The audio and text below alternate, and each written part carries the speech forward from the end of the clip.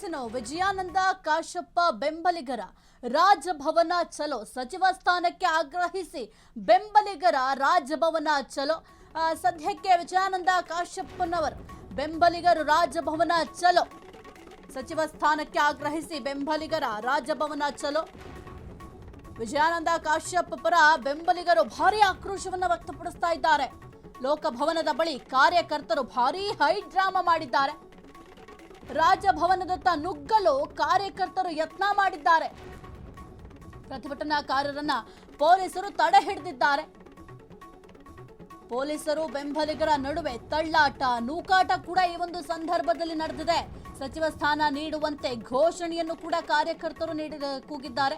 Vijayananda Kashappa ಅಭಿಮಾನಿಗಳಿಂದ protest ಅನ್ನ ಮಾಡಲಾಗಿದೆ. ಏನೇ ಆಗ್ಲಿ ವಿಜಯಾನಂದ ಕಾಶಪ್ಪನವರಿಗೆ ಸಚಿವ ಸ್ಥಾನ ಸಿಗಲೇಬೇಕು ಅಂತ ಬಿಗಿ ಪಟ್ಟನ್ನು ಕೂಡ ಹಿಡ್ಕೊಂಡು ಕೂತಿದ್ದ ದೃಶ್ಯಾವಳಿಯಲ್ಲಿ ಗಮನಿಸ್ತಾ ಇದ್ದೀರಾ. ಸಾಮಾನ್ಯವಾಗಿ ಈಗ ಪ್ರತಿಯೊಬ್ಬರು ಶಾಸಕರಿಗೂ ಕೂಡ ಡಿ.ಕೆ ಸಂಪುಟದಲ್ಲಿ ಸ್ಥಾನಮಾನ ಸಿಗಬೇಕು ಅನ್ನುವಂಥ ಆಸೆ ಇದ್ದೇ ಇರುತ್ತೆ. ರಾಜಕೀಯದಲ್ಲಿ ಯಾರು ಸನ್ಯಾಸಿಗಳಂತೂ ಅಲ್ವೇ ಅಲ್ಲ. ಸೊ ನಮಗೂ ಅಧಿಕಾರ ಬೇಕು, ನಾವು ಆಡಳಿತ ನಡೆಸಬೇಕು, ಅಥವಾ ಹಿಂದೆ ಕೊಟ್ಟಂಥವ್ರಿಗೆ ಯಾಕೆ ಕೊಡ್ತೀರಿ, ಹೊಸ ಮುಖಗಳಿಗೆ ಆದ್ಯತೆ ಕೊಡಿ, 6-7 ಬಾರಿ ಶಾಸಕರಾದಂಥವ್ರಿಗೆ ಆದ್ಯತೆ ಕೊಡಿ ಅಂತ ಕೇಳುವಂಥದ್ದು ಇದ್ದೇ ಇರುತ್ತೆ.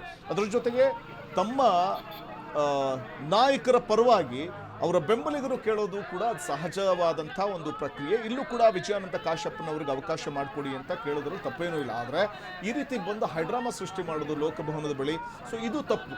ಸೊ ಪ್ರತಿಯೊಬ್ಬರಿಗೂ ಆಸೆ ಇದ್ದೇ ಇರುತ್ತೆ. ಆದರೆ ಸಂಪುಟದಲ್ಲಿ ಯಾರಿಗೆಲ್ಲ ಸಿಗಬೇಕು ಅನ್ನುವಂಥದ್ದು ಒಂದು ಪಟ್ಟಿ ಹೈಕಮಾಂಡ್ ಫೈನಲ್ ಮಾಡಿದ್ಮೇಲೆ ಅದು ಫೈನಲ್. ಆದರೆ ವಿಜಯಾನಂದ ಕಾಶಪ್ಪನವ್ರಿಗೆ ಸಿಗಬೇಕು ಅನ್ನುವಂಥ ಕಾರಣಕ್ಕೆ ಲೋಕಭವನದತ್ತ ನುಗ್ಗುವಂಥ ಒಂದು ಪ್ರಯತ್ನಕ್ಕೆ ಮುಂದಾಗೋದು. ಸೊ ಇವತ್ತಲ್ಲಂತೂ ನಾವು ಗಮನಿಸಿದ್ದೀವಿ. ಸಾಮಾನ್ಯವಾಗಿ ಇವತ್ತು ಅಲ್ಲಿ ಪದಗ್ರಹಣ ಕಾರ್ಯಕ್ರಮ ನಡೆಯುತ್ತೆ ಅಂದರೆ ಎಷ್ಟು ಹೈ ಸೆಕ್ಯೂರಿಟಿ ಇರುತ್ತೆ ಅಂತ. ಅಂಥದ್ರಲ್ಲಿ ಈ ರೀತಿ ವಿನಾಕಾರಣವಾಗಿ ಒಂದು ಹೈಡ್ರಾಮಾ ಕ್ರಿಯೇಟ್ ಮಾಡುವಂಥ ಒಂದಷ್ಟು ಪ್ರಕ್ರಿಯೆಗಳು ನಡೆಯುತ್ತಲ್ಲ, ಇದನ್ನ ಯಾರೂ ಒಪ್ಪೋದಿಲ್ಲ. ಸೊ ಒಂದು ವೇಳೆ ಈಗ ವಿಜಯಾನಂದ ಕಾಶಪ್ಪನವರು ಒಬ್ಬ ಸೀನಿಯರ್ ಲೀಡರ್ ಆಗಿರೋದ್ರಿಂದ ಅವ್ರಿಗೆ ಒಂದು ಸಚಿವ ಸ್ಥಾನ ಕೊಡಬೇಕು ಅಂತಂದಾಗ ನೇರವಾಗಿ ಹೈಕಮಾಂಡ್ ನಾಯಕರನ್ನು ಭೇಟಿ ಮಾಡೋದು ಅಥವಾ ಡಿ.ಕೆ ಶಿವಕುಮಾರ್ ಅವರನ್ನು ಭೇಟಿ ಮಾಡೋದು ಪ್ರತಿಭಟನೆಗಳು ಮಾಡೇ ಮಾಡ್ತಾರೆ. ಯಾಕೆಂತಂದ್ರೆ ಈಗ ಸಾಕಷ್ಟು ಅಭಿಮಾನಿಗಳನ್ನ ಸಂಪಾದನೆ ಮಾಡಿರ್ತಾರೆ. ಜೊತೆಗೆ ಈಗ ಅವ್ರು ಮಾಡಿರುವಂತಹ ಅಭಿವೃದ್ಧಿ ಕೆಲಸಗಳೆಲ್ಲವೂ ಕೂಡ ಇಲ್ಲಿ ಬಹಳ ಮುಖ್ಯ ಆಗುತ್ತೆ. ಆದ್ರೆ ಕೇಳೋದಿಕ್ಕೂ ಒಂದು ರೀತಿ ಅನ್ನೋದಿರುತ್ತೆ. ಈ ಒಂದು ಸಂದರ್ಭದಲ್ಲಿ ಈ ರೀತಿಯಾಗಿ ಹೋಗಿ ಹೈಡ್ರಾಮವನ್ನ ಸೃಷ್ಟಿ ಮಾಡಿದ್ರೆ ಈಗ ಹೈಕಮಾಂಡ್ ತಮ್ಮ ನಿಲುವನ್ನಂತೂ ಚೇಂಜ್ ಮಾಡ್ಕೊಳ್ಳಿಕ್ಕೆ ಸಾಧ್ಯ ಆಗೋದಿಲ್ಲ.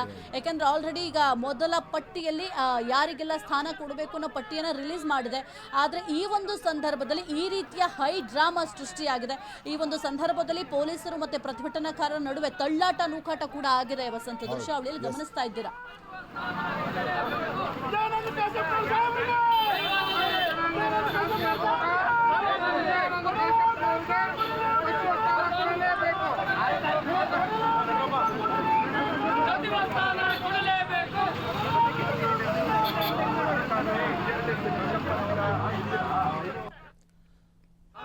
ಇನ್ನು ಸಿಎಂ